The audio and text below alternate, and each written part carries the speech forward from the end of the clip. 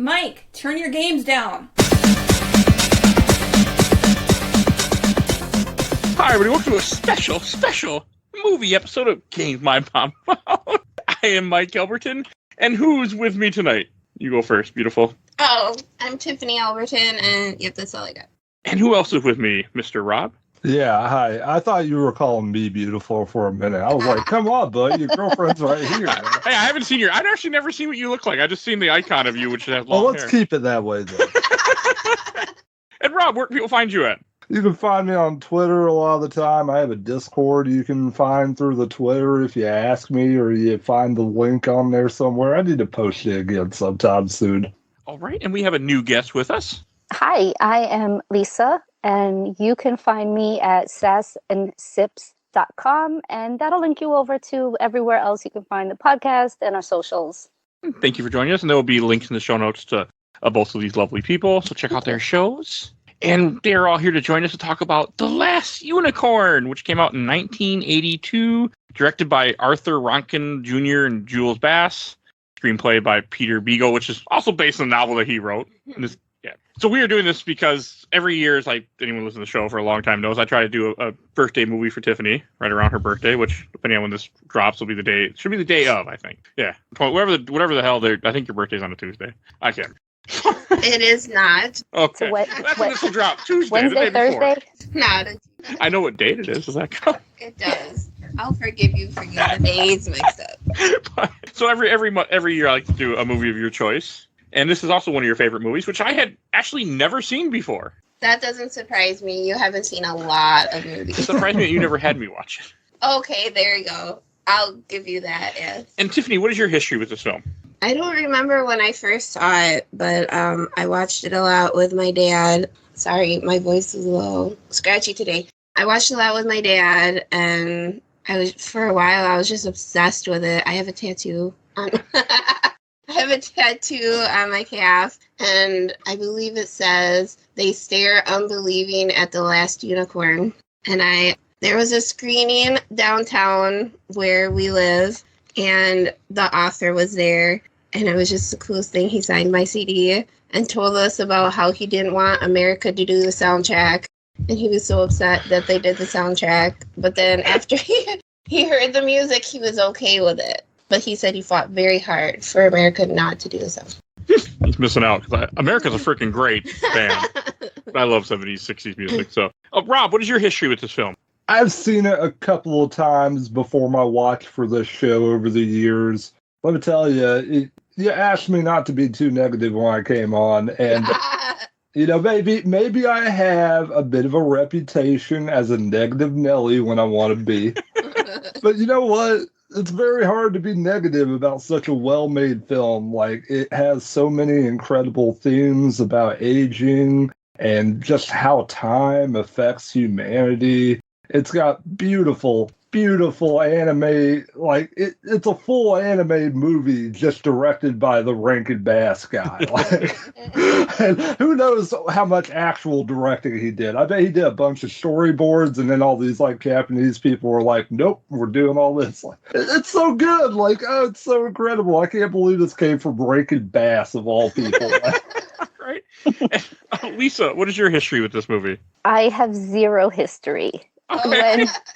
When Robbie asked me if I wanted to join, I didn't know what he was talking about. I had never even heard of it. And I was there for every minute of the 80s, and I had never heard of this movie. It didn't do good in the U.S. Apparently not. So I'll be honest, the first time I watched it, I was not a fan. I was like, how am I going to... Because I had explicit instructions to not shit all over this movie. Oh. Normally I don't care, but I didn't want to upset my wife. And I was like, oh my God, what am I going to say? But I watched it again. And on the second time, I was like, okay, wait, I get it now. It gave me a lot of nostalgia feels. Like, it really did have that kind of warm and fuzzy feeling. I don't know how many more times I would ever watch it in the future, but I did enjoy it. I did enjoy watching it. So I didn't have a history. I never even heard of it, but I'm glad that I watched it. Well, sometimes it's just nice to get something, like there's so many movies that I want to watch just to watch, get it off my backlog type of thing. I mean, this was one that I was curious. Like, I was surprised going into this movie, like, as what Robbie was saying, the animation holds up still. Yes. Like, it wasn't bad. And I was a little surprised. The movie from 82 looks good. The animation is beautiful. It is. Like, they did a good job with it. And as soon as, before I even realized it was the Rankin stuff, I'm like, oh, it looks like the Lord of the Rings. Excuse me. I thought it, but I didn't say it. You said it, yes. But I thought it. Which I've never seen those movies. No, sir, it looks like The Hobbit and The Return of the King. It does not look like the Ralph Bakshi Lord of the Rings, okay? This is far better than that, sir. No, I know. I mean, I've never seen those. I just remember they were on Cartoon Network when I was a kid. Like, oh, you get to see these movies. And I'm like, this looks like trash. I never watched it.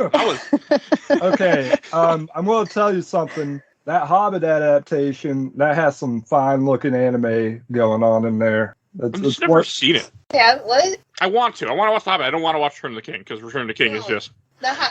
We watched it in school. I feel like hey, there's still some anime going on in there. There's some cool stuff. I just have a hard time with the Return of the King book in the movie because in general, just because it's such a dark story at times in that book, and it's so. I want nothing to do with that section of Lord of the Rings, but that's neither here nor there. But I just can't. It's too depressing. I know things succeed in the end, but it's too depressing. It bothers me. How do we get to Lord of the Rings? Because it's Rankin and Bass. Did you cry at the end of Toy Story 3? You seem like one of those people. There might have been some tears the first time I watched this. So this is not a kid's movie. There were definitely tears on my end. None of Disney is a kid's movie, baby. I remember watching Toy Story 3 with my son. He was too little to realize he didn't care, but I'm like, what the hell? The Little Mermaid had penises in it. Only on the cover. Okay. I think this movie is deceptive in that if you show it to a child that's young enough, maybe they won't pick up on all the larger themes. And they'll just think, oh, this is just a beautiful cartoon. And these people move in an incredible way. And then maybe when that kid gets a little older, they start thinking, why does that tree have boobs?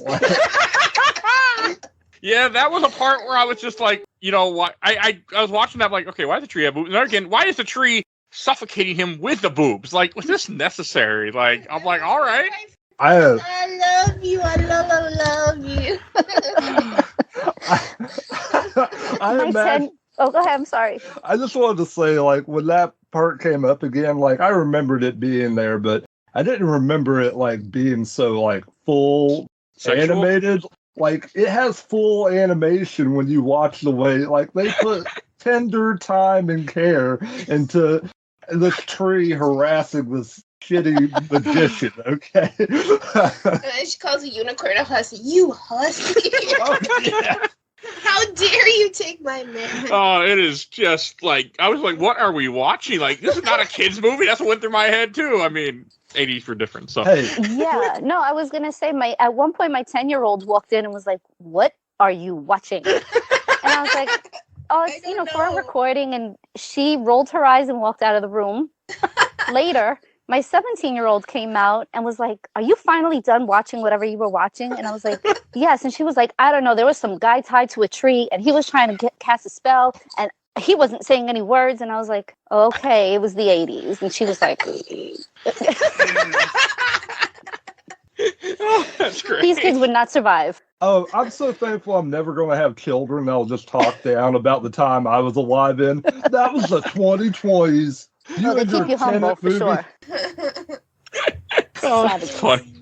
I mean, hey, that's how I respond to some stuff from the 80s too, and I'm 36, and I still respond. I was born in 87, but I don't like. I've noticed that I miss out on a lot of 80s stuff. That's why I miss this too. It's just so easy to make fun of the 80s. Like, there's just so much stuff to just pick up and make fun of.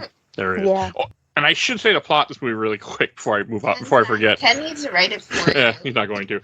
Essentially, the plot of this movie is the unicorn gets told by a stranger that she's the last of the unicorn and goes to look for other unicorns and runs into other people that join her on her quest. There's the plot. I mean, essentially the plot. Well, Last unicorn for dummies. It is the plot, but like that is like a deceptive little front for this movie that's all about how aging affects your perception of reality, because every character is in a different point in their life, and they are really specific about making sure every character has a plot point that they talk about on some level that gives you enough backstory so that way you can understand where they are in their journey in their life. Like Schmendrick, he's a somewhat failed magician. He's still kind of young, but he's also bitter from having to work with Mommy Fortuna. Mommy Fortuna has a really interesting relationship with the harpy she captured, and that has a great payoff in that whole scene. Why is her name Mommy Fortuna? Is what I kept asking myself when I was watching this. I was like, "What is that? His mother?" And then I realized, no, that's just her name. And I'm like, no, just weird old women are gonna weird old women. That's all I could say. That's a really great point, though, about the age and all the different characters in the different age groups. I didn't really that didn't really strike me, but I really it makes so much more sense now. I really like that connection. Well, think about the king. I know we're getting kind of ahead of ourselves, but we can jump around. But the reason why he's shackled himself up in this castle and kept all the unicorns is because he wants to keep reliving his youth. No matter how it has affected his kingdom, no matter how it has affected his castle, he never actually had a child, we found out. And yeah, it's really powerful when you break down all the layers of it. It is. I mean, I was also thinking in the beginning of this movie how the whole, everything is set in motion because two random guys go into a forest hunting and go, we can't hunt here, there's a unicorn here. And just because of their comment, everything else happens. Well, they find out that there's a unicorn there because everything is completely perfect. Everything around them suddenly becomes spring-like. Everything around, there's no snow as they were dealing with earlier. So they have to assume that a unicorn is nearby because I guess a unicorn holds a magical presence in this universe and makes it possible to have perfection around them. And the unicorn represents the perfection of youth and the unattainable sense of undying that you have when you're young. You don't think you can die when you're young a lot of the time, so you'll just do whatever, that's a sad reality for a lot of people. I know what you mean. I remember doing some dumbass shit when I was younger. I'll be fine. Now I'll be like, nope. Sure. Oh, there was some dumb shit. Sure. And these other characters represent what the results of those actions are. Those other characters represent the imperfections that come with life after so many events plague you. You're giving it more meaning than I really realized, too. I was watching YouTube videos earlier today. We watched this last night, and I was like, there's a lot more meanings to this movie than what I caught. Oh, man. Yeah, for sure. I read some reviews about it, and, I was fascinated by the connection with the coming-of-age stuff, and I really didn't get that on my first watch. But then watching it again after kind of reading a little bit more about the movie, I think that's why I enjoyed it more. But I still feel like listening to Robbie, I missed a whole lot. Yeah, no, just from when I was watching the YouTube videos, I was like, there's a lot more to this movie. And there are people out there who love this movie. It has layers upon layers. It does. Like an onion. But it's better than an onion, you might even say. It is. I don't like onions that much, unless you chop them up good. They're good and I don't like the movie you're referencing that from very much. Unless you kind of just chop it up, into little bits. I have no idea. I just have to make jokes about Shrek when it comes out, that's all. I still say when someone says really, I go, really, really. I still do it to people. So, that movie will ever forever. That movie ruined a generation of children, let me tell you. I still, every so often when people say, do you know, do you know the Muffin Man, or do you know something? And I want to, every time I just want something to say the Muffin Man, and I know I can't, because a lot of times that's in a professional setting, that would not go over well when I just start spouting out that. Tiffany, would you like to talk about how this film is affecting you since you picked this as a birthday choice? I kind of wonder if maybe that goes hand in hand with the fact that you're having a birthday. You're feeling a little reflective. I don't know. You seem to have a handle on that more than I do. It was more like a nostalgia thing. Okay. I was just curious. It seems a little coincidental. Well, it's just a coincidence, but no, you're very right. It's a very coming-of-age movie, and I can't remember her name, the woman that was with the dude in the forest. Molly. Yeah. Molly, yeah. You can tell she's at that point in her life where she regrets her decisions and she wished she had done other things with her life, especially when she met the unicorn. And it's like the interactions with the unicorn kind of bring out like almost your regrets in your life. I just love how she's like, I've been with this guy forever. I'm leaving. Bye. Just no word. Just disappears. Like I was wondering what happened to him. Like, did she really just like often leave him? Yes. Oh, okay. Did she really? She just like leaves she him. Cared about him? No, but she leaves him, and he runs from what I was watching. Him on and YouTube. the rat soup. He goes off and follows the illusion of the Robin Hood band with the rest of them that are all tricked. Okay. I think so. What the YouTube said, I wasn't paying enough attention to that part. I think that's wrong. Though. Either way, I just thought it was hilarious. And she's like, I'm done with this guy. I watched the movie not more than like an hour and a half ago. That seems about right to my memory. Yeah, because Schmendrick conjured up the Robin Hood illusion, and then all these men started chasing after the Robin Hood that were just fake because they were so enamored with the illusion. But after they all passed through the forest, that's when Schmendrick got tied up, and they're like, "We'll deal with him in the morning." Well, they tied him up. Yeah, because he does the illusion, then they tie him up to the tree. Yes. Well, I guess she just left him then. Yeah, so. Good for her. Girl power. I just thought that was just funny. I was just like, oh, okay, she's just part of the team now. They just left. I like how she could see the unicorn where other people couldn't, and I thought that was an interesting twist too. I really liked that. They said men cannot see the unicorn. They did not say women can't see the unicorn. Oh, I didn't catch that. Yeah, I like that. That really struck me earlier because I was like, I started thinking about it for a minute. It's like, why? How can all these other people see the unicorn? What's the difference? And then it's like, oh wait, they're women. They aren't men. Like they aren't the dumb men. Like they still are tied to the natural world in the way all these other men around them aren't. I mean, but that makes sense because I'm sorry. That makes sense though because Molly could see and Mommy Fortuna could see, and everyone else is like, well, it's a white mare. Schmendrick could see because he's tied to the natural world through magic. Well, that makes sense. But every other character, I think, was male. I don't think there were any other female characters except for the tree with the boobs. No. But I guess technically the Albert Brooks butterfly could see that she was a unicorn. But he's also a singing butterfly. It's a magical creature, so that's what I put that off as. If I can't get over that butterfly. I love that butterfly. It's such a weird scene. He's part of my tattoo too. He's like on the unicorn's nose. Where there's just the butterfly just comes in here and just sings to you like, there used to be unicorns and a Red Bull. And I'm left like, what is going on in this movie? And you never see him again. He's just gone. I'm just like... Do you find the butterfly cute, Tiffany? I love the butterfly. Okay.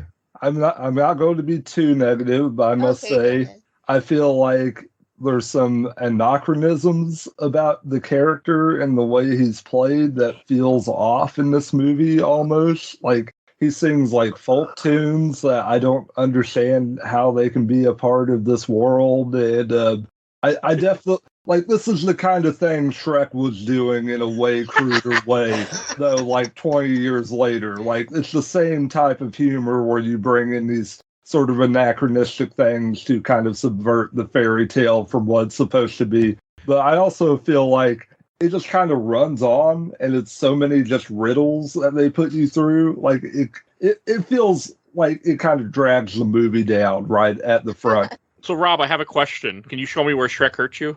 Here, especially here. Deep in the psyche. Deep in the psyche. I appreciate the Indiana Jones reference. That's all I always think. It's more like Michael Myers, honestly. Michael Myers. You know, I sat through the Love Guru and I said, enough is enough. This is an abusive relationship. I'm not tolerating it anymore. You shouldn't have. Why were you watching that movie? I was a dumb teenager and I had cable. I'm allowed to make mistakes once in a while, Mike. Damn it. Okay. Oh. But I don't know. I just saw the whole fly. For some reason, when I saw the fly, the first thing that popped in my head, but it's a fly butterfly. They both have wings. They both fly. Sure. I think it's a bot fly is what it's actually called. I think from what I was seeing, I don't think it's supposed to be butterfly. But it reminded me of like George R.R. Martin, but a drunk version of him turned into a fly. I do not know why, but that is what my brain went to. The only problem with that is that Albert Brooks is 10 times more entertaining than George R.R. Martin could ever hope to be. It's just that was the guy that came to mind when I think of an old guy with a big beard and a hat. Yeah, it is a pretty striking resemblance there, Fred. Lisa, do you have any opinions about our fly that we Butterfly. I'm not gonna lie though, the beginning of the movie on the first watch was rough. The music was very like solemn, and even the butterfly kind of felt like it went on too long. And I think that's where I was like, how am I gonna get through this? And I think I like almost shot myself in the foot on the first watch because I was already like, oh, if this is how like the first 9 minutes are, how am I gonna? But on the second watch, I was like, oh, okay, it ends. We never see him again. We're fine. Like, yeah, I could get through it. Like, we're fine. You know. I don't know. It just was I mean, I guess he's just there to give her plot to what she needs to go do. I don't know. I just found it funny. I mean, it was cute. The colors colors were nice. It was just, to me, I think that if I had watched this movie as a kid, I would have better feelings towards it. But watching it now, it just didn't hold my attention as well as it could have. And I think that's where my disconnect was. It doesn't hold up to today's. It has more meaning than some stuff for today. I mean, I was entertained enough. I mean, I did play Marvel Snap during it, but I was entertained enough. You need to stop doing that. I can't. You really Marvel should. Snap owns my soul. Next time, I'm going to take your goddamn thing away. Mike, I'm going to put some perspective into your head, buddy. A team of Japanese animators worked on a budget of $3.5 million to bring this to you. That's pennies compared to what like the Black Cauldron was produced for. They put $44 million into that, and this movie looks better than the Black Cauldron. Do you understand? Like, Disney wants to forget that movie ever happened, sir. They do not appreciate you reminding them that movie ever happened. They hate Black Cauldron because it lost them money. There's nothing Black Cauldron. If you notice, there's like no toys for it. There's no merchandise for it. People try to forget that movie exists. That's like their fantasy version of Song of the South. They just want to disappear it. Yeah, they don't want you remembering that one either. They don't want you to remember, hey, remember that racist movie we made? No, don't forget that ever happened. Yes. I missed it. He pulled out my earbud. But to go back to the last unicorn, like, I did like where she just kind of falls asleep and then you have Mommy Witch find her. I was expecting the Mommy Witch to be more, to last long in the movie. Like, when I first saw it, I'm like, okay, she's going to be the villain of the movie. That's kind of what I was thinking. I like how she has this random crow just sitting on her stump of a hat. And I was like expecting that crow to have more. Like, there's a scene way late in this movie where you see a crow like that again. I'm like, oh, is she going to come back? But no, Angela Lansbury did a good. Yeah, she does. She didn't even know who Angela Lansbury was. I did not. Or Mia Farrow was, and I was just upset about a lot of things. I think this is why I don't see some movies from childhood, isn't it? Because it's weird. There's certain ones you're like, no, we don't need to watch that together. You tried that one dinosaur movie, remember? Baby the Dinosaur, and I was like, what is this garbage? And then I was the last one I think you introduced me to. Like, we're done. I haven't been allowed to watch more movies that she loved as a kid. Tiffany, if you love like really like weird obscure cartoons, you should check out the Saturday Morning All-Star Hits show on Netflix. It's a like whole series dedicated to parodying a Saturday morning cartoon block with like really obscure weird cartoons. They have one cartoon that's part of it, and it's all about the brothers of famous like athletes, and they have like an action squad. And it's that like that fun. It's really fun. I'm forgetting the comedian who's in charge of it for some reason. I shouldn't be. I'm very tired, everybody. I know, thank you. It's a little late. That's not my. It's your fault. It is my fault. It wasn't my choice, but it was my fault. Yes. It is your fault. It's your fault. With the stuff with the witch, like, I like the idea that the unicorn just takes a nap next to the road because she's not scared of humans because she doesn't know that humans are piece of shit. Like, I like that. I think she thinks she can just take them. Well, she's not aware of the world. And I like that idea that you have a character that's, kind of innocent in a way, and then everything she goes through as the movie continues. I thought that was, that's how I took that concept of it. I thought that's what I felt like they were going for. She didn't have an inkling after the guy tried to put his belt around her. Well, he tried, and she just kicked him and ran off. I mean... That's what I'm saying. She was like, but you think, yeah, that was kind of part of it, too. Like, she has a bad scene. I get what you're saying, and you're correct. And then the whole, the idea when the mommy which, what is her name? Mommy Fortuna puts a spell on her, and then when she sticks like the random like fake horn on her so people will see a unicorn. I thought that was interesting. Like that illusion stuff was a really cool moment when they do take her and they put her in the cell. When they do the transitions in the animation, I always think it looks really good. Like when the Robin Hood apparitions walk through the other people. Yes. To have a cartoon character walk through another cartoon character is very complicated. Oh my word. And they also have multi-plane camera stuff going on in this where you have your animation, like a lot of it is actually full frame by frame animation. Like it's a luxury to have that type of animation on a $3.5 million budget in 1982. Like these people did their job good. I mean, that's not some of the stuff that surprised me. Like I didn't catch that, but I was thinking of just the stuff with when she's at the little side circus and you see all the other animals. There are like all these legendary monsters that are captured. There's the serpent. There's the harpy, which actually is a harpy. You have, forget what else there was, the manticore. Like, I was like, wow, this is really cool. And then you find out it's all an illusion. Cool, I liked it. I was like, this got my attention. And when I saw that sad monkey escape, and I just felt so bad for him because he just looked so malnourished, I'm like, I just felt bad. Like, the movie made me feel bad. It's not going to feed her sideshow freaks. I noticed. But I felt bad for them. Hey, they are there to make money, not take money. You understand, Mike? That's the way Mama Fortuna works. Apparently in the book, there is a dog that makes look like Cerberus and something else, too, that they didn't include in this movie. You should read the book. But I also found out while watching YouTube videos that there are a lot of dialogue from this movie taken exactly from the book. He just took what he wrote and just put it in here. He wrote the screenplay. Yeah, he took exactly what he wrote. Yes. Thank God for that. Have you read the book? I have not. Oh, okay. I was just curious. Like, awful about that. Like, I've been meaning to. And to be honest, as obsessed with this movie as I have been my entire life, I didn't know it was a book until I went to meet the author. I don't feel Sometimes it's hard, though. You know, like, because it kind of ruins the illusion of the memories and all the feelings that you have that associate with the movie. Yeah. You know, sometimes it's scary to think like, okay, well, if I read the book, then will it ruin what I know? That's what I was afraid of, you know, because you're right. Yeah. From what I was seeing online, the movie is pretty faithful to the book. A few things are different, but it's pretty faithful. In the beginning, when they like kind of do the first little intro song and they have just a moment of you seeing all the woodland critters, they do these transitions between what I think are the visuals of the book and the actual aesthetics of the movie. And they're so beautiful watching these characters like change from what I'm pretty sure are the layouts of the book into the animated film that we're going to see.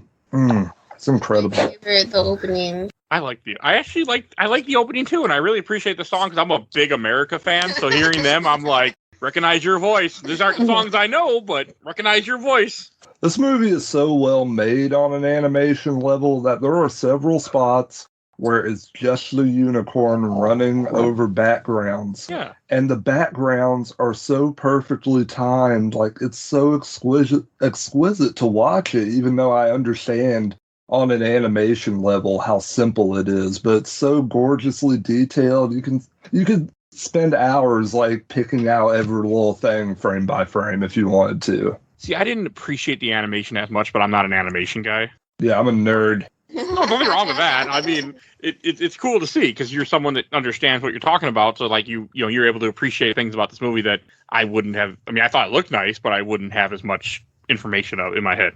I genuinely consider it as well animated as any Disney production of the 80s. The people who were working on this Topcraft, they ended up being the studio that helped create Nausicaa, the Valley of the Wind, and that would go on to be the first Ghibli picture, technically. I think they kind of grandfathered it in, but the people who ran Topcraft, they go on to Studio Ghibli. The people who were also working at Topcraft, they were working at other studios. Like, I looked up one guy, and he did a 50-episode series for Top Craft, and he had already been a director on Speed Racer and a couple of other big properties. Like, the people who made this, they were veterans, and they knew exactly what they were doing, and it shows on every frame. There's only a few moments where I think the character animation gives out, and I just think that's kind of to be expected, you know, in the budget they had. Like, the amount of detail they put into these backgrounds, like, it's astounding to me. Another thing that I thought was kind of dark for a kid's movie was the stuff with the harpy. When the kids. It makes sense that the unicorn lets out the harpy because you can let out all the creatures. And then the harpy kills Mommy Fortuna. And also, the harpy has 3 boobs. I was just like, why? I did notice. I was like, why? Why does this have 3? Like, why? Did somebody watch? Wait, did Total Recall come out at this point? Okay, there are like problems with the sexuality of that. I totally get that, but I would also argue that every female character in this movie is purposefully female because they have to be female to see the unicorn. So to be able to see the unicorn, they made all these characters different types of representations of femininity. Like, maybe we probably shouldn't be having like full-on breast swinging in a kid's movie, but at the same time, like, I think it's supposed to represent different layers of feminine psyche. This was written by a man, right? Like, this whole movie was written by a man, right? So maybe he's kind of blind on why you shouldn't be using nudity. That probably could apply to some of the animators and directors, too. It was written by a man, but they didn't have to animate it that way. That harpy is not like that in the book, by the way, from what the YouTube said. They didn't have 3 boobs in the book. They added that in the movie. They're like, we want our 3 boob harpy. Yeah. But what about the tree? Did the tree have boobs in the book? I mean, didn't we already discuss the tree? The tree was in the book, yes. The tree molested. That's in the book. Okay. It doesn't mention the boobs, but it is in the book. No, I meant the boobs on the tree. I don't think that was in the book from what I... Does the tree call the unicorn a hussy in the book? I want that degree of accuracy. Yeah, it's just so funny. Oh, I think just the stuff with the... Like, when he goes to unlock... When the wizard goes to unlock the cell that... The unicorn, I can't remember his freaking name. Schmendrick. Schmendrick. Oh, Schmendrick. Alan Arkin. Okay. Yeah, there's the other. I forget. I don't remember. Thinking of the king. Sorry, I was confused. I don't remember Igor either, so that's what I called him in my head. Okay, I don't Igor. Fitting. He looked like an Igor. Yes. God damn. I'm making a Young Frankenstein reference. Damn it. You laughing. I've never seen that movie, by the way, Rob. Oh, my word. I know it. We're going to do a whole episode on that thing, and you're going to laugh, boy. I mean, we had like almost a whole year of movies Mike hasn't seen. Yes. We had a whole poll every month. I had to come up with 4 different movies. It was not hard. Yeah, it was funny. Okay, you've at least seen Blazing Saddles, right? Like, you've at least seen that one, right? No, Nope. God. He never saw The Birdcage either. Oh, my word. That's a good movie. We fixed that. That's a good movie, actually. Okay. I only seen Robin Hood Men in Tights. Mel Brooks. So. Oh, my word. Oh, we got to do something with you, buddy. I love you. But to go back, I'm going to heal you. You make a good point about, like, I didn't think about that with the harpy, like, why they're doing that, or the stuff with Mommy Fortuna. Like, you bring some good points, and that makes sense what they were going for with that, but why they make them very distinctly female. I was also like... It doesn't need to be 3. It does not need to be 3 boobs, no. I'm not like a normal saying creature. the nudity is justified, okay, people? I'm just trying to have a nice conversation. Like, you're gonna have some little girl like, Mommy, am I gonna have 3 boobs? Only in Mars, baby. Only on Mars. Let's totally call. I'm curious. They call that progress on Mars, okay? Don't judge their culture by Earth standards. You understand? But sorry. I do like this. I appreciate the way that a lot of the characters grow, like the way the wizard grows throughout this movie. Her name's Molly, right? The woman that takes long. I think she grows very well. Like, you see a lot of like what's going on from as they're traveling across. You have the merry band of idiots we talked a little bit about, and then when you get to finally the act 3 of this movie with the castle. And when they finally confront the Red Bull, I thought that was also like that Red Bull looks good. Oh man, the first moment you get the Red Bull and he's trying to herd her back to the castle, that's some of the best animation in this whole thing. It's so striking and full. I think they did that a full frame by frame. It's awesome. That's awesome. Well, Oh, God. scary too, like for a child, Yeah. I would think. Well, it's like you can feel her fear and Yeah. like his power, and you can. It's just an animation. I know, but the flaming, the ethereal, like to it, like it is well done for Yeah. 82. That's all I could think of. But all It's- I could think of was if there was multiple unicorns he was chasing, why didn't they turn on his ass? With their sharp damn horns.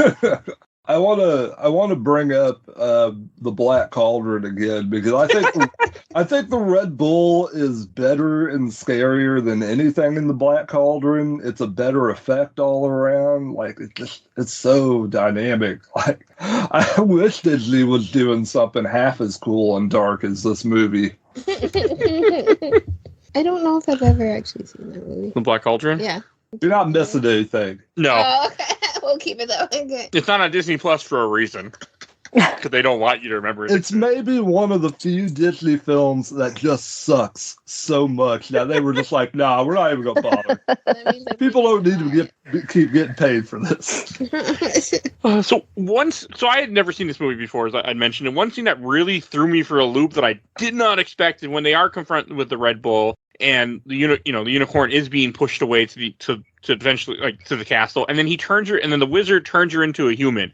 I did not see that coming, even though I should have, because I've seen that character on leggings that you ordered. I've seen it on shirt that you ordered. Like I'm pretty sure it's on the cover of the movie as well. depends on the cover, but yes, like I just never put two and two together. I was like, it was just and the way she reacts to being turned into a human. It's very emotional. Yeah, and I thought it was fantastic. Like she's like, "What the fuck did you do to me?" I can feel his body dying around me. That's what you want. Oh God, that killed me. I know. I was like, no. Existential dread. Here we go. Oh man, that's every day of my life. Like, why am I in this flesh prison? Me too. His body is dying. I'm gonna start saying that. I mean, His like that's the body is first thing she says when she becomes a human. I'm like, welcome to human. dying. I feel his body dying around me. I'm like, this is not But think about it. You're a majestic creature that's immortal, and all of a sudden now you're immortal. It's like that affect mentally, physically, everything. And I don't want to harp on this type of thing too much, but they get away with showing her bare bottom in that one part of the scene. And I just feel like it's such an innocent moment. It doesn't even matter. Like this is in a way, you have to kind of think of this as a freshly born person almost. Yeah. And like, hair was covering most of it. yes, like it's very tasteful. Like I didn't think it was something to feel upset about. I didn't think it was anything worse than the Little Mermaid that happened 10 years later. Right. You know? Well, no, more like 6 or 7. I don't have my dates right on that. I can't remember. Elisa, what did you think of this part? I mean, the animation was fine. The bottom, like the nudity or pseudo nudity, it didn't bother me. But I was fascinated by her reaction, because it was like you said, this majestic beast of a unicorn, and then all of a sudden now it's like, what the fuck is this? Yeah. Like I pretty much had the same kind of reaction to it. But I feel like, like that kind of stuff is so typical for like the 80s movies. Like I think this is why like we were like a generation of people who are so indifferent to everything. Because it was like we just got like traumatized at every turn. I was talking about this with somebody at a convention about which movies traumatized us in the 80s. The Never-Ending Story? Yep. Yeah, me. I was watching this, and I mean, in certain ways, some of it's very traumatic. Like, Yeah. and I was like, maybe, right? I mean, you have genocide. All the unicorns are being killed. Right. You have her go from an immortal being to being immortal. I didn't see that. I didn't see that until I was an adult, so maybe deep down it like rooted in my psyche. See, they didn't do it as direct as Never-Ending Story. He goes, artists don't feel sad. Artists be happy. Like I'm just like, man, this scene is still. You're welcome. I think there's probably a good explanation for why you feel this way. In the 80s, in big budget like animation, creators were getting the opportunity to actually do things with maturity. Like you had Don Bluth coming out around this time. The anime boom in the late 70s into the late 80s is happening, and people are taking more risks. Just the Don Bluth stuff itself, Secret NM, All Dogs Go to Heaven, those were pushing the boundaries of what content for. They were, but I think it was also a thing of like, well, we've had years of these like Disney productions that talk down to children, that aren't good for children, that like think children are too stupid to handle real life and to handle real stakes. So we're gonna, give them some adult shit between all the little like mouse cartoons and what have you. Right. Yeah, and I think maybe that kind of, like, it didn't go into TV as much, but in the feature length stuff, you just had people trying to do more, trying to create better storytelling. And go ahead. Sorry. No, but I was going to say, but I feel like it did cross over even into TV. My friend who co-hosts the podcast with me, we had this conversation about how so many sitcoms in the 80s, a parent was dead or two parents were dead, and we had all those very special episodes that really kind of hit us with the hard issues. Like, they tackled shit, and we were there for it. And I feel like, yes, TV still does that, but they work it in a way that's not the same. Where back then you knew you were going to have to buckle your seatbelt because you were in for an episode where so-and-so gets kidnapped and possibly molested, or such and such is dealing with death. And I feel like we had a lot of that they kind of like didn't pull punches from us. And so this movie, like you said, like they really just kind of, went for it. But I feel like the movie fits in really well because you're dealing with coming of age, genocide, just all these topics that are not necessarily child appropriate when you kind of label them, but were on brand for the time. Once you give them a name, then you're like, wait, we did that? But now it sounds bad. No wonder I need therapy. Land Before Time. Land Before Time. Shut up! You're gonna just gonna start bawling. I can't comment on Secret NM. I've never seen it. So all Dogs Go to Heaven, the first one, and even that Christmas special, because I was watching that a lot. I didn't watch any more than the first one. I was done. Okay, done. Well, either way, those are very formative in how I look and view at the world. I think I watched the first one a lot as a kid. I had it on VHS. I remember my mom taking me to her office where she worked and would put me in a room that had the TV on a stand, and they would move around and put the movie on. I'd play with my toys and watch the movie while she worked on a Saturday. I remember that. I remember watching that movie, but I was too young to put two and two together how probably traumatizing that movie is. I know I bought that movie for my son when it came out in DVD, but I don't know if I probably showed it to him, but he probably didn't care. He wants to save things. He wants to save things. This is why. Probably is. He's like, I watched the dog go to heaven. So, I never thought about that. I should rewatch that movie now and see what I think. I'm sure I won't like it. It's better than Oliver and Company, but Oliver and Company. Well, I think Oliver and Company is watchable in like a super 80s way. Yes. But All Dogs Go to Heaven is the hipper choice. All right. You don't have Billy Joel in that thing. Let me tell you, it's a blessing. And the stuff with the castle, like when they finally get to the castle, I do like the couple tricks that the movie pulls on you when you first get there. Like when they see these two guards, they're like, "Take us to your king." And he's like, "Okay." And then and then he follows. He turns around. He's like, "I'm the king." When they get to the room, and I'm just like, "I am King Hugger." I'm like, really? Like, I liked it how he had nobody working there.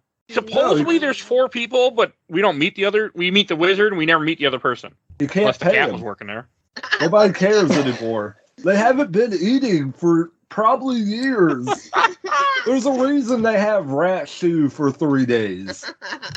They didn't have rat stew too at that place? I guess. I would assume. I mean, Well, I also didn't notice this, but in the video I was watching, it said that that this movie loved the color blue. Like the potatoes are bluish. Everything's blue, and I did not catch that. But now I kind of want to rewatch it. There was a lot of like blues and browns and blue tones. Yeah. So, but I think that it might have been on purpose because then when you get the white of the unicorn and the lavender, it really popped. And the red of the bull. And the red of the bull, yeah. Yep. There's a lot. Oh, sorry to interrupt you. I just wanted to say there's a lot. There's a lot of animators showing off because to draw a horse well, like that's a goal a lot of animators never figure out because a horse moving is so intricate in a way that humans don't move. It's just it's a real challenge, and I think they do a lot of showing off at times. It's incredible to watch. She moved in such a unique way, though. Oh yeah. That's and like if you notice the design, she isn't designed like a regular horse. Like No. her front legs are very, very thin compared to the rest of her body. She's definitely an anime character compared to every other horse, you know. Oh, and another thing I want to bring up is like when you first meet the king and that voice of Christopher Lee, man, that guy is just great. Saruman, Count Dooku, I love hearing him. Oh, you didn't even mention his legendary hammer horror work. Like, the man is one of the greatest horror actors that ever graced the screen. But hey, he was in The Man with the Golden Gun. I've seen that. Oh, he is. Yeah, I forget about that one. When I was watching the YouTube video, it said that he brought stuff from the book to the script that they could not. He would not let them take stuff out of the movie when they wanted to. He's like, this has to be in the movie. Like, I thought he was passionate about the book, which I thought was really cool when I heard that. Like, it's just funny because Christopher Lee is a freaking soldier and everything, and awesome freaking person. He is. He's an awesome guy. He can trace his lineage back to like Rome, if I remember correctly. But if he wasn't dead, yes, I would. I don't keep track of who dies anymore. My dad told me that. Also, the guy was like 90 looking when he did the Star Wars movies 20 years ago. I don't think he was 90, but he looked like he was 90. When he played Count Dooku and Saruman. Like, he could not have been 90. He's also in Kingdom Hearts 2, by the way, too. For some weird-ass reason, there's a voice in Kingdom Hearts 2. I wanted to know that. You did. So did everybody else. I know. But I love Kingdom Hearts. You can see the poster behind me for the two people on this video call. What? Who is he playing in Kingdom Hearts 2? You're opening a can of worms. No. The character's name is Diz, but he's not actually Diz. He's actually Ansem the Wise, but not Ansem the villain from the first game. Okay, you said enough. Okay, good. Yeah, You're welcome. Thank you. Kingdom Hearts has a lovely meme where it says, these are different characters. They all look the same. These are all the same guy. It's like 5 different characters, but they are all the same guy. So, yeah, you don't want to go down this rabbit hole with me. But go check out our Kingdom Hearts episodes. We have a whole bunch. So, but I thought the castle was just so cool. I thought it was weird how they just invite these people in. He's like, yeah, just come hang out. You can live, work here, whatever. Like, you can go as you please. My secret guards themselves. Yeah, and the fact that and you have the one scene with the wizard, this random wizard for no apparent reason. He shows up, casts a spell, the unicorn breaks the spell, and then he disappears. I'm like, why are you even here? Like, what was the point of this wizard? Because Molly said that Schmedrick should be his wizard instead. Okay. Or magician or whatever you want. If I remember correctly, wasn't that how they were able to stay in the castle? Yeah. Wasn't Molly also cooking or? Yeah. Yeah. Yeah, she was preparing meals or something. And hopefully not rat soup. Well, they were potatoes, so maybe she was making potato soup. There we go. Can you imagine the shopping trip she had to make? I mean, that old bachelor just hanging around, he couldn't have had anything in the cabinets, Well, I mean, they were both pretty skinny. I mean, that was what they ate. They have no guards, nothing. That castle was so run down. Dragon, he went out and killed some dragon. I know, I was thinking about that. Like, he just go and killed a dragon. And he brought no meat. Here's the head. Oh, that was all sick.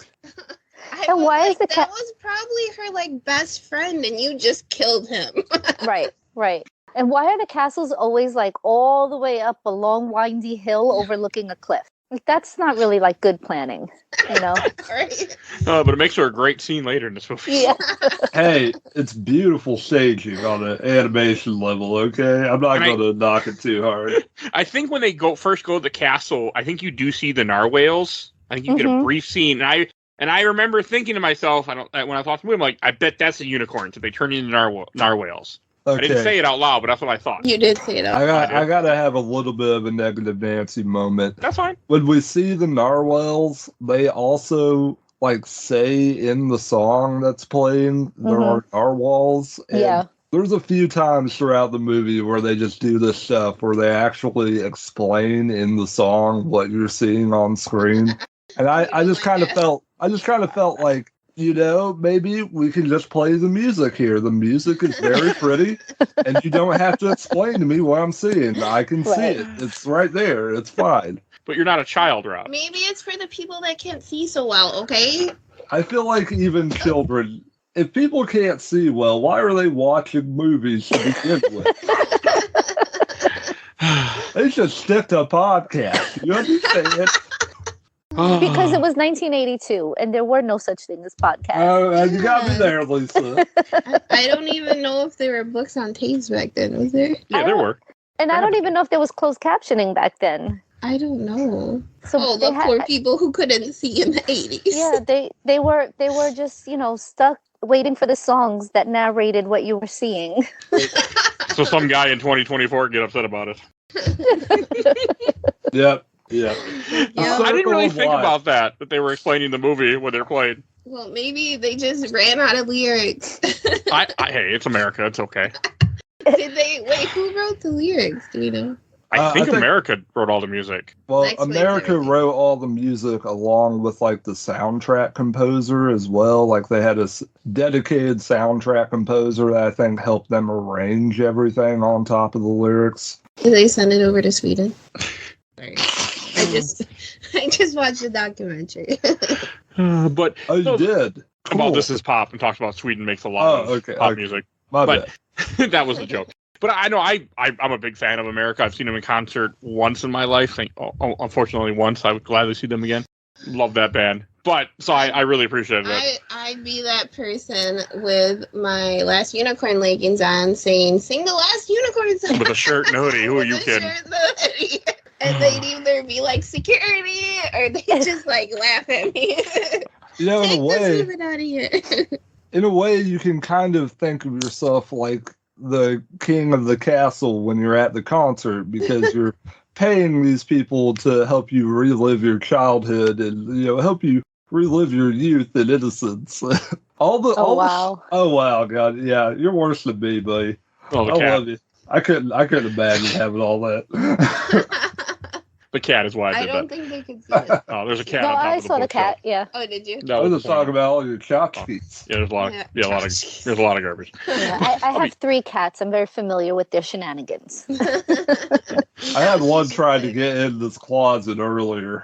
Had to close the door on her. So speaking of cats, I do want to talk. I almost forgot. I really love the pirate cat in this. That has a pirate voice, a peg leg, an eye patch, but he actually has an eye. Like freaking awesome cat. That cat ruled. He's like purr, purr, purr. But everything is a pirate accent. Like right there. Oh yes, purr. I mean, I feel like that voice actor must have been cracking up when they're like, we have a pirate cat. He's like, are you matey? Like, here we go. I am ready for this. I will purr as a pirate. Can you imagine Robin Williams doing that part? Oh, that would have been awesome. That'd been perfect. Then I would have saw this movie as a kid. Then I love Robin Williams. No, but I love Robin Williams. I would have saw it at some point. So there's just that. For like a 2-minute scene. Never know. I've done dumber things and watched dumber stuff because of other reasons. But so you never know. But no, I like this stuff in the castle. Prince Lear is okay. Yeah, I did not like Prince Lear. I don't think I ever liked Prince Lear. Okay, I actually really enjoy the relationship between the unicorn and Prince Lear, because Prince Lear is himself sort of a stunted man-child.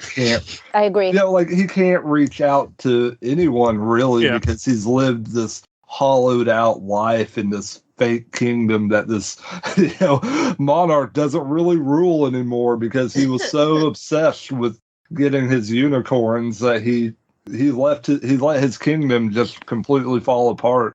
So this prince that he thought would help make him happy, and he says he did for a few years, which I felt was an incredibly casually cruel line that devastated me emotionally. Like, oh God. I thought it was funny, though, when he kind of identified himself as like a hero, as if that was like a job description that you could just apply for. He was like, well, and they're like, oh, I forgot what it was at the end with the unicorn. And they're like, no, she doesn't need, was it magic? She needs a hero. And he was like, okay. Like, and Molly looked at her like, hello, you're the hero. Right. Like, did you forget, buddy? Like, you declared yourself the hero. Well, he's not a very Yes. good hero. No, I don't know. I just found him very. I don't know why I don't like him.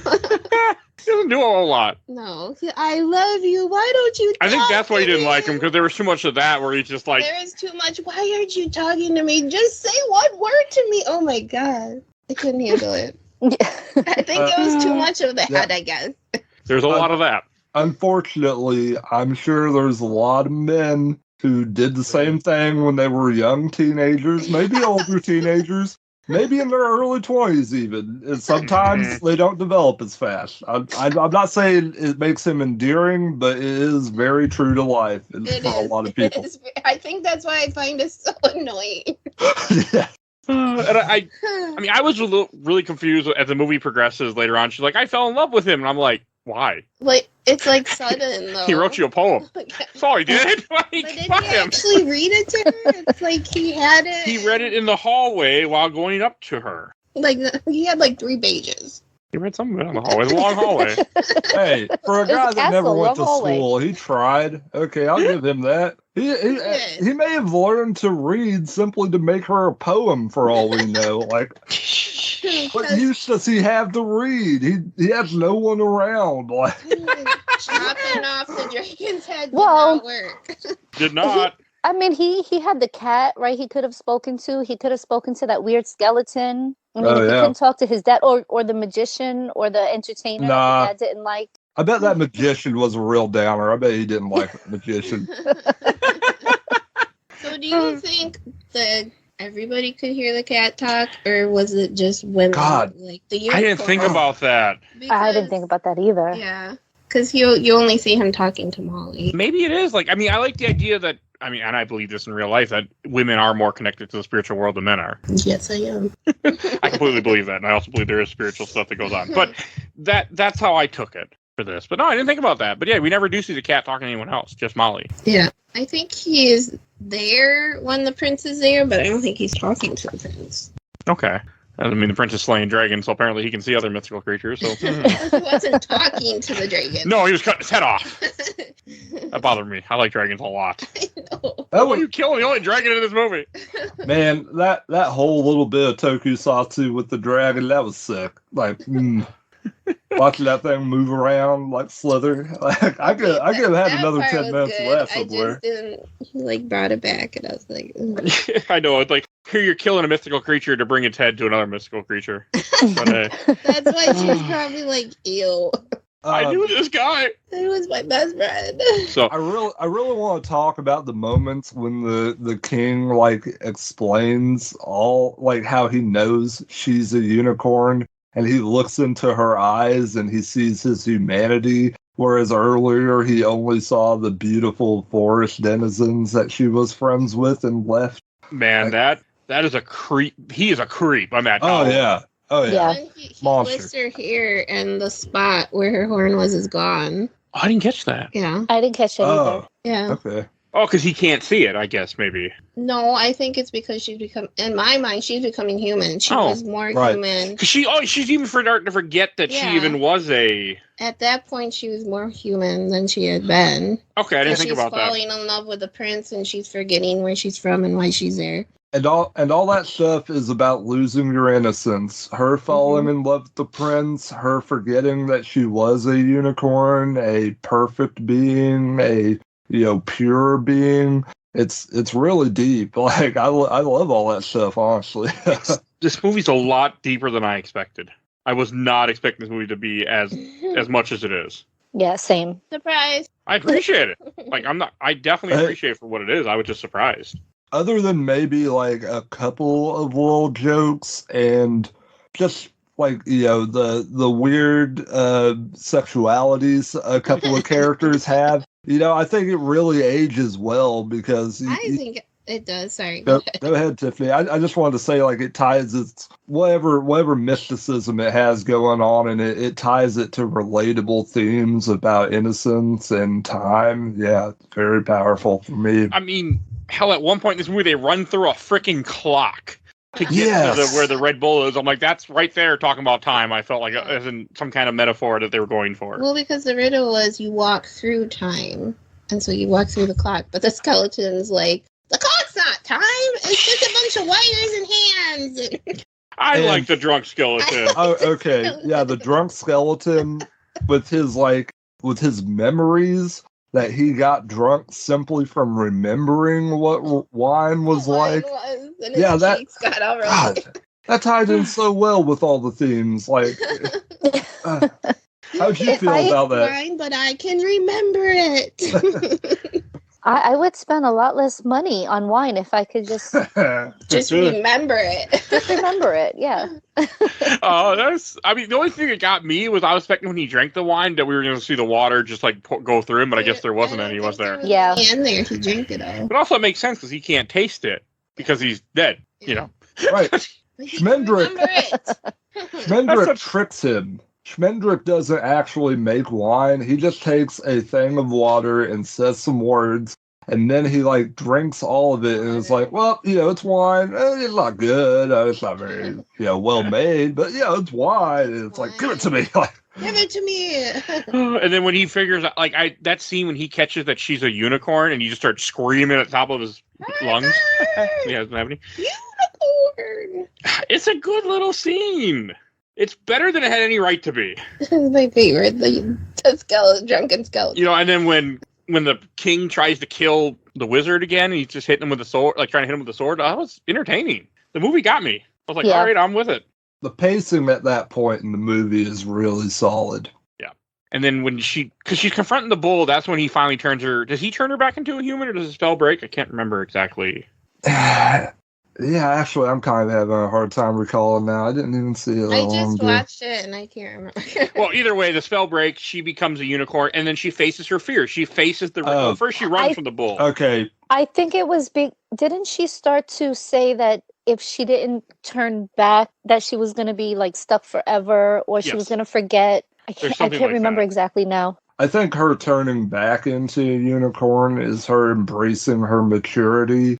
And, like, her defeating the Red Bull is about her finally, like, having reached the point to where she can help others. Like, she isn't simply a bystander who will be intimidated by the Red Bull. She shows that she can stand up against her greatest fear, her greatest foe, enemy, whatever sense of antagonism she has to deal with in the story is represented by the Red Bull overall. Mm-hmm. I really like her standing up to the bull and how he's like, oh, fuck, a unicorn stood up to me. And he starts backing away. And I'm like, wow, really? Yeah, I'm like, this is just one unicorn, though. I don't. My guess is that he only ran into one at a time. Or, and they weren't, if they were more pacifist creatures, they didn't try to murder him. Right. And I really love, though, how she pushes him into the water. That would have taken forever to round up all those unicorns one at a time. Over time? He was an immortal being. Hey, if you think that will have taken a long time, think about how long it would have taken them to animate all those goddamn unicorns in the water. That scene is just so... Is that when Lear gets killed. He does get killed, I guess, what the YouTube video said. And then that's when she stands up to the bull, when he dies. Because she needs a hero to save her.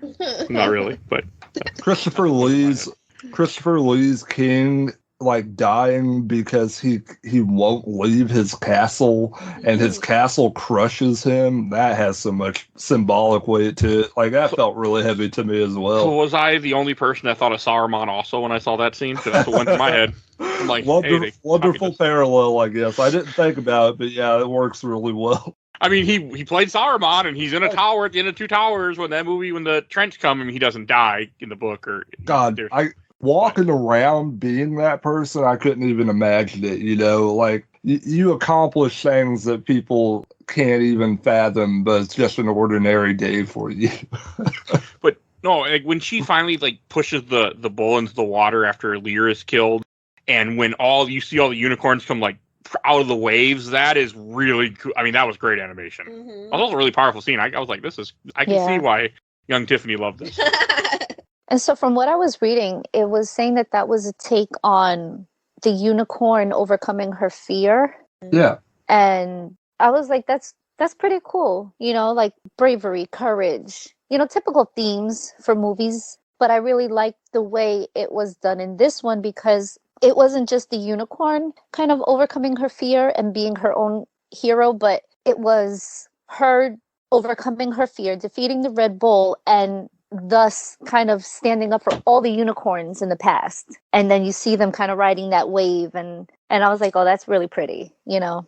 Yeah, and it's the first time where she has genuine community of any kind. Like, in the forest where she lives, all the animals love her, obviously, but they are a unicorn. She represents something different, you know, from the rest of the forest animals. Like, her innocence, like, they benefit from her innocence in a way that she doesn't. Yeah, which comes to play a little bit later, because in the end of this movie, what she says, but it's right after when the unicorns come, then she saves Prince Lear and I guess revives him with magic. Oh, like yeah. that. Yeah.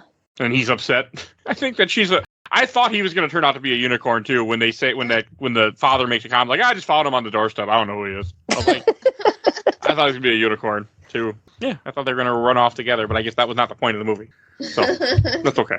It's better. He was sad. He's like, I loved her, and I'm like, she's a horse. Okay, but she's a horse. Well, that's a maturing point for him too, because now he has to go on in his life and develop a new life that isn't tied to this insane old man trapped in his castle. And now he's going to go on and like go past this heartbreak, and maybe he's going to figure out what love actually is. Like, maybe he'll get out in the world and, you know, not be killing dragons all the time to impress chicks. But he let her go. He told her, no, you can't stay with me. Oh, okay. And so that was like him maturing as well. Okay, I'll take it. I really do think that last moment when you see I'll take it. when you see her when she does visit the wizard and Molly, and she's just like, you know, I'm the only unicorn that feels pain, that feels sadness, because none of them else knew because I was human, and that was so damn powerful. I was like, this is good. I like the end where she revived them and she's like, I remember you. I do remember you. Because before, when they were like, you gotta go back to being a unicorn. But I'm gonna forget. When I'm a unicorn, I'm not gonna love you anymore. And she still remembered him. I like that. It was a good scene. Yeah. A lot of meaning to this movie. A lot more than I expected. Molly and Schmendrick kind of teaming up, like they suggest maybe it might be a little romantic. I couldn't tell. I also just think like the idea of them teaming up, it shows that they're two people who have made a lot of mistakes and that they've matured in a way that they wouldn't have been able to if they hadn't gone on this adventure with the unicorn. And now they kind of both realize like their advantages and disadvantages and that they work well together. So they're starting this new partnership up in the world. That was kind of like beautiful in an understated way to me. Like all these characters have really good payoffs. I got the idea that they were kind of embarking on a romantic relationship at the end. Like the way they kind of like held each other. Yes. Yeah. So I kind of got that that gist too. I didn't think about that, but that's cool.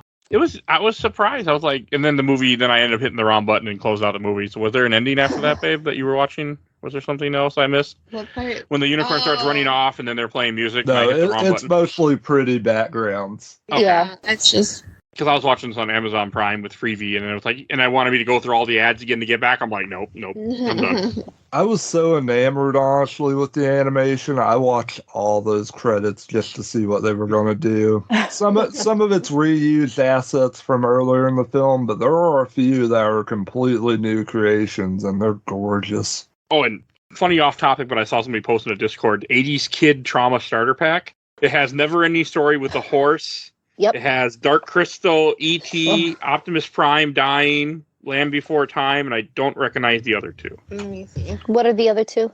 I'm not sure. The one is Roger Rabbit, where they're putting the tune in the whatever it is. Never seen that movie. And then the other Dip. one, the Dip, yes. And then I think the other one is Pee Wee Herman. Oh. And it's like a truck driver with her bulgy eyes. And she's like, Never seen that either. Yeah. I can't think of the name, but yeah. I've only seen 3 of the movies on this little list. I've never seen the Transformers movie either. But you have seen Roger Rabbit, right? Like, No. tell me. Nope. My no. fucking God, buddy. I love you so much. God, I need to. It's on my list to get around You gotta to. go to Toontown. Right? I do want to see the movie and cover it. Christopher I've never seen Lloyd it. was You gotta watch it on a big TV at the highest frame rate you can Yes. because it's just a gorgeous thing. Like, Did a movie need to be drunk or high for? No. Nope. Looks like it. no, you don't have I mean, to be. It would it probably would be probably pretty be a cool new- regardless. I was gonna say, be a new experience. We should try that. But I can't get high and then watch a movie for the show because I won't remember anything. I did it for Punisher Right. Warzone. Do It it didn't work out once well. sober, and then Yeah. do it again high, and Yeah. Yeah. then you can compare and contrast. Yeah. Punisher Warzone was very interesting high. It went from being a boring movie to be like, wow, this is really good watching them kill everybody. Like, wow. I am That- not gonna lie that I definitely considered being a little high to watch this movie, and then I was like, but what will I say? Because I won't remember everything. I'll be like, oh my god, that was the best movie ever. Oh, what happened?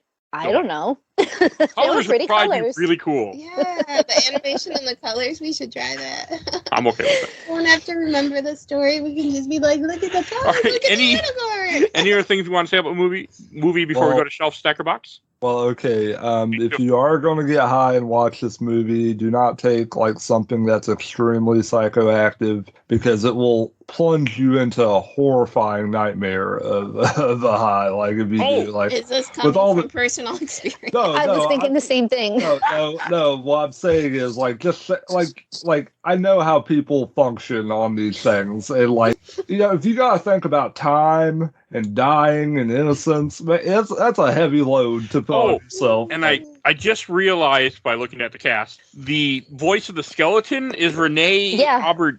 Aborigine, I think that's how you pronounce it. Auberginois, or yeah. Aborigine. It's Odo from D Space Nine. Oh, Yeah. I know him from Boston Legal. I have another one for to up you two. I know him from Benson even before I knew like Right. Deep Space Nine. Yeah, He's a Benson. I forgot. Yes, The spin-off to Soap that is nothing like Soap on any level. He's a right. I great forgot all actor. about him on Benson. Yeah. I was Yeah. actually going to meet him at a convention, Whoa! but he didn't show up, which I found out Oh. later because he was sick, and then he actually He had heard passed you were away. coming in and was like, nope. I would have fucking met him in a heartbeat. But I mean, you're Odo from. Oh, he was in MASH. That's where I know. But yeah, he was him actually supposed to be at one of the conventions we went to, but then he had to cancel, and then I didn't, and then later on he died shortly after that, and I was really sad. Oh, that's sad. So, but all right. Assisted suicide. Huh? He died from assisted suicide. That was how he Oh. wanted to go. Oh Right. wow. I mean, it's I hard. mean, I guess he was just old and he had the option and he died in a happy way. So, I mean, hey, if you're really sick, I mean, that's a way to A lot go. of hospice nurses do that. yeah, it was probably get it. better than the way a lot of people die. Honestly.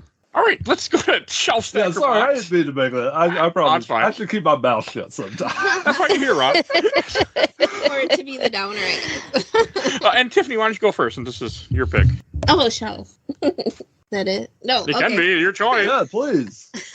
You can elaborate. Oh, I mean, I know it's your first time on the show, but you know. it was. I knew it was gonna be a show before we did this, Yeah. and thank you for not shitting on it too much.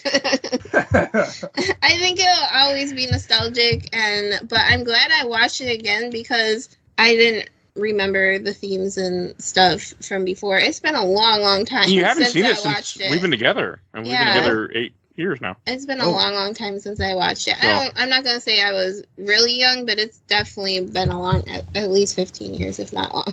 Okay. So yeah, definitely show.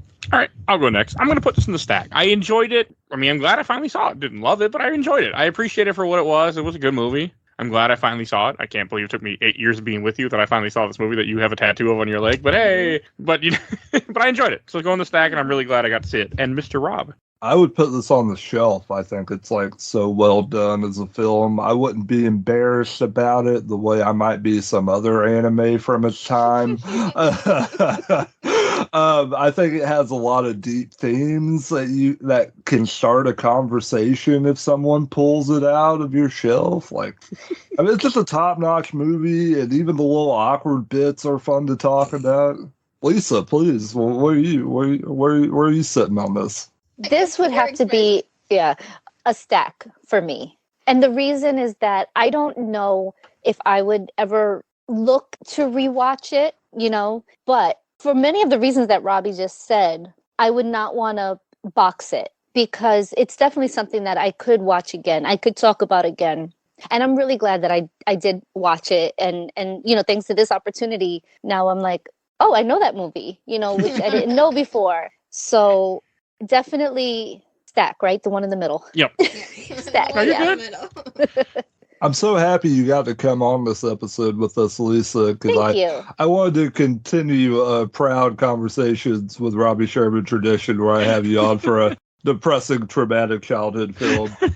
But this one didn't involve any like cats. What's going on with our theme it here? had the eye patch cat. Oh, was a that's cartoon true. Cat. I love that true. pirate cat. Oh man, yeah, Way too much. see, we're on brand, Lisa. You don't have to worry You're about right. anything. My bad. I don't know what the next cat movie is going to be. Maybe that Cats Don't Dance. I've heard Okay. they don't dance in that movie, so I don't know. Well, what about the? Well, it's not a cat movie. There's Aristocats. That's a cat movie. Oh yeah, the racist. I don't cat even- movie. Yeah, if you want a scary cat, watch The Secret of Them. That cat's scary as fuck. Oh, that'd be a fun one. I would do that. That cat's scary as fuck. It just so happens, right? Every time that we've recorded, it's been a cat movie. That cat is like the Red Bull in Secret of Them. You know, it functions the same way. Kind of want to see that now. Another movie I should probably cross. Oh, off my list. it's cool. It's probably my favorite of the Don Bluth movies because I think his movies just kind of kept losing their edge as the years went on. And that's his first directorial debut. Yeah, it's good. Okay. That's a good movie. And Rob, where can people find you at? Conversations with Robbie Sherman. I'm on Twitter. I got new episodes coming out. We're going to be putting out the second episode of the Freakazoid podcast next week. Nice. I remember you talking about that a long time. Yeah, I've had to like rearrange a lot of my plans due to life stuff. So please, I appreciate everyone being patient with me while I get back up on the horse. All right. And Lisa, where can people find you at? So my podcast is called Sass and Sips. Our motto is Drinks, Friends, Television. You can find us at sassandsips.com and pretty much everywhere you get your podcasts. All right. And you will see a link in the show notes to both of these. Thank you. For both of these podcasts. That's the best name ever, by the way. We sip and we sass, you know? I love it. I'm a fan of the sass part more than the sip, to be honest. That's okay, you know? That's okay. It's a show for everyone. I agree. Hey, sometimes drinking can bring out great conversations. Some of mine, you can listen. I mean, I drink once in a while on the show. It goes places. And you know, it goes both ways. Sometimes great conversations can bring about drinking. That's true. That is true. And if you enjoyed this episode, you can find over 550 other episodes of this podcast. Everything we do is on Podbean. You can go on our Podbean bar and search and type in a movie. You never know what we might cover. Dark Crystal, Never Ending Story, Labyrinth. You can find episodes about all those. We do video games, comics, movies, whatever the hell people convince me to talk about. So definitely go check that out. If you want to support the show, we do a Patreon. For a little dog vote in our Patreon poll. We have a poll every month. So definitely go, and you get to support the show. So definitely go check that out. And please join our Discord. You see a link in the show notes for Discord. We need more people to join the Discord, please. So definitely go do that. And I want to give a shout out to my awesome intro and outro courtesy of Helena at Hell Hatsphere. You can follow her on TikTok, Twitch, Instagram. You'll see a link in the show notes to her link tree. Definitely go check her out. And give a shout out to Bill Tucker, started his own podcast 2 years ago. A Gamer Looks At 40. Definitely go support him out. Check out Nomads of Fantasy and the Nintendo Main podcast. And please follow us on Facebook, Instagram, Twitter, Threads, Blue Sky, TikTok, Squirrel Videos, and YouTube. Audio only, but you can find us in all those places. And, God, I forgot what to say. And goodbye, everyone. Bye. Bye. Bye.